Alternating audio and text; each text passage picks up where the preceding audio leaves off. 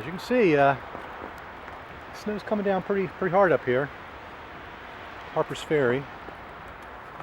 Definitely not not like this just a couple miles down the road in Maryland. So it's a big difference. We're also up, up above 1,000 feet too. So I think that's making a difference right now.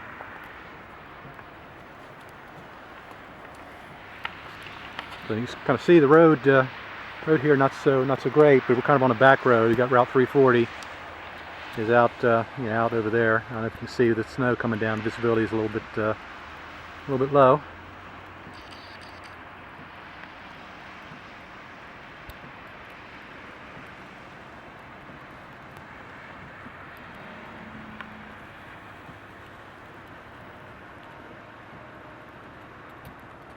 All right, I think we'll head back down into Maryland now.